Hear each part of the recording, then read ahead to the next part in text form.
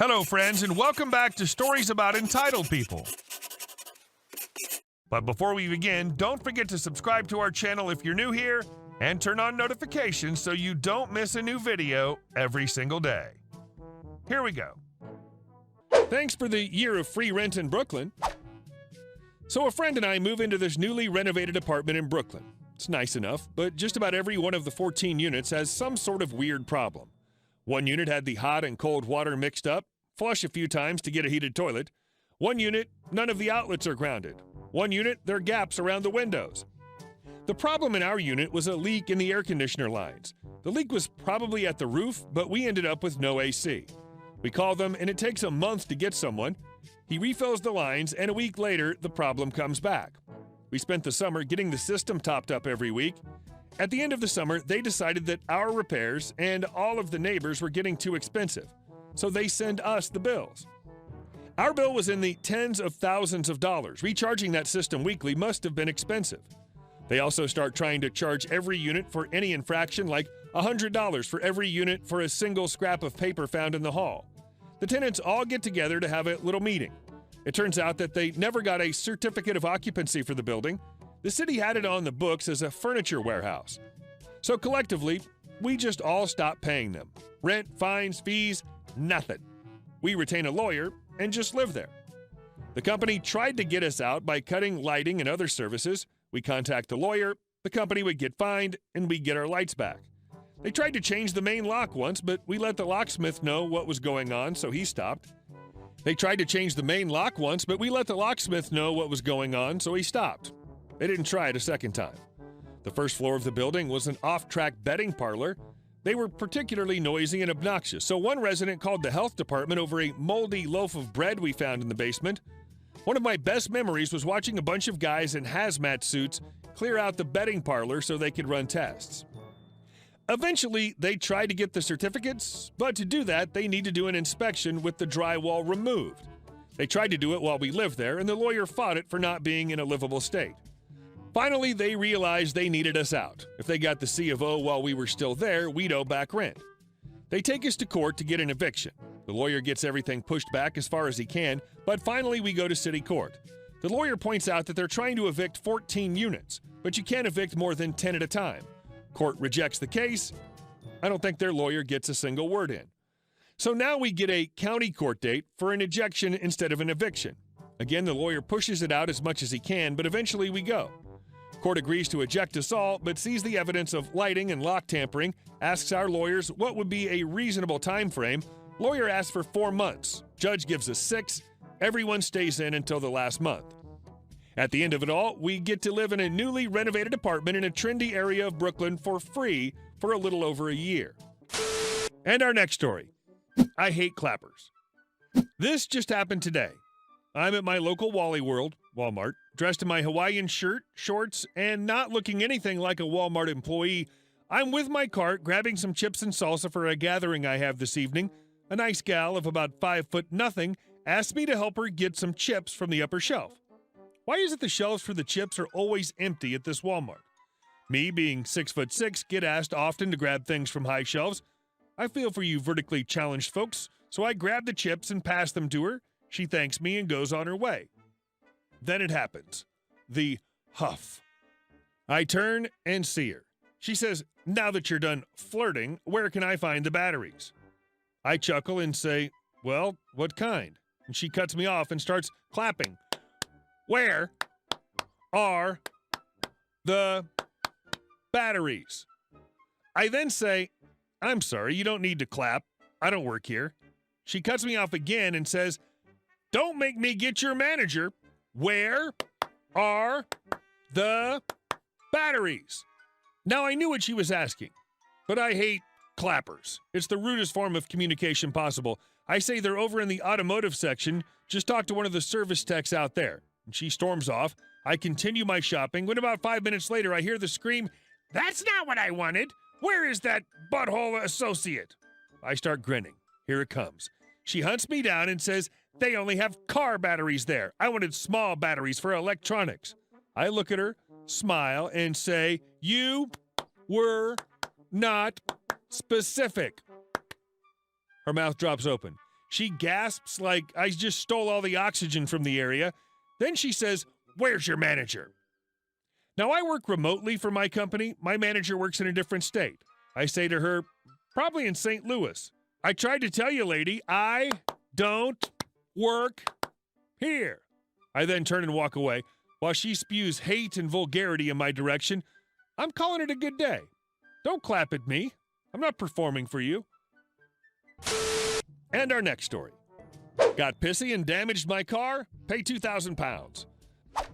I live in a Massionette house in the UK, a 4 and a block, and the only parking is on the street. I recently got my license and put onto a parent's insurance to keep costs low. That's where the story starts. I have this neighbor who's an awful driver, crashed at least 2 cars, and also made a fly tip abandon rubbish in their gardens, blocking our fire escape. This is all relevant information. I parked my car outside one day on street parking, and she pulled up right behind me, blasted her horn, and started swearing at me to move out of her space. She opened my door and threatened to smash my car up. I locked my car and went inside, ignoring her. I looked out the window, and she parked her car on my bumper, then placed another car she owns on my other bumper, causing slight paint damage and making sure I couldn't get to work the next day. This continued for a few weeks, her parking right on my car or parking her 2 cars over 4 spaces. Keep in mind I own my house and she rents hers, meaning we have parking rights over her due to having the parking passes. I had enough of this after a while. I ran the license plate for both of her cars through the website that tells you the MOT status of a vehicle. Car 1, MOT'd. Car 2, MOT expired. What this basically means is the car cannot be driven or even on public land, and I had the information I wanted. I called up the council, whose authority it is to report the car. I told them about an abandoned vehicle parked outside my house on restricted parking times.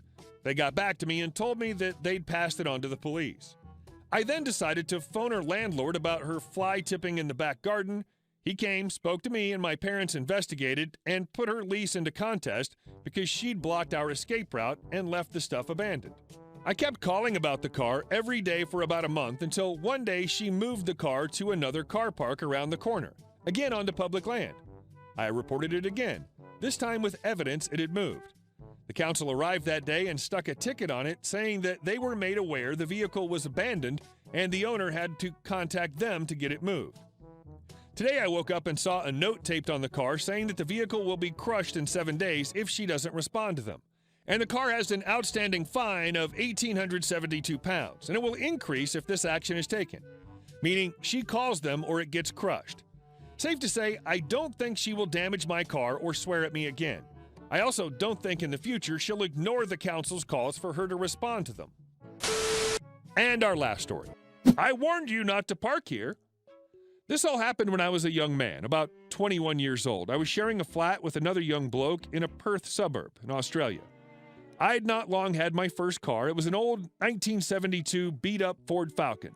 You know, base model, kind of rusty, air-conditioned floor, etc. I'm 50 now, so this was a long time ago.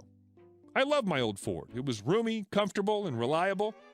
As part of the large block of flats we lived in, each flat was given 2 parking spaces, one undercover and one open. My spot, clearly numbered with a 2 and a large white paint digit, was the open space. All was well for a few months. I was getting along really well with my flatmate, and we got along with our other neighbors. Enter entitled person. He drove a fairly new BMW, nice and flashy. While I was at work, he took it upon himself to allow himself to steal my spot. In Australia, the Ford Falcon was one of the largest cars on the road, and parking it was difficult. It'd be classified as a mid-sized in the USA. So I get home, and my spot is occupied. Damn. Off I go to find someone else's spot to borrow for the night. I ask Unit 1 as I know they don't have a car, and they were quite accommodating to me. Still, I go inside and write a note for the owner of the BMW and neatly place it under his windscreen wiper, hoping that a polite request would do the trick. Nope. Next day, same thing. Now I'm getting irritated. I repeated the previous night's efforts, but made the note bigger and a tad ruder. I know he got the message because the bits of paper were gone. Day 3, same thing again. Now it's the weekend. Unit 1 couldn't lend me their spot as they had visitors. Okay, fair enough. I parked my big old Ford Falcon across the front of the BMW, blocking it in. I wasn't going anywhere that weekend. Next morning, BMW was gone. Somehow it managed to slip the coop. I steal my spot back again. That evening, the BMW did to me what I did to them, blocking me in. I see red. Upset me is not nice. I'm patient. I bide my time. Monday morning, he's gone and I go to work. Monday evening, you guessed it, spot taken again. Fair dinkum, does this guy think he owns the spot? Revenge mode. New note. On a sheet of A4 paper written on his windscreen with big black text, the kind that goes through the page. Full sheet stuck to the windscreen, with that horrible masking tape that always leaves something behind when it's peeled off. Next day, note gone, BMW still in my spot. Okay. Same again with a note. Rude to the extreme, kindly explaining to the BMW why in the 7 dark levels of hell he shouldn't park in someone else's spot, maybe even referring to his dubious parentage. I then get out the big gun, my silicone gel. I use the entire tube, plastering every last square millimeter of the page, and stuck it to his windscreen, right in front of where his eyes would look through at the road. Try ignoring that. When I go to leave for work the next morning, the BMW's gone, nowhere to be seen. I saw it further down the car park a couple days later with a brand new windshield. Needless to say, he never parked in my spot again. In fact, neither did anyone else. Ever. Hey guys, thank you all for watching the video. I'll see you in the next one.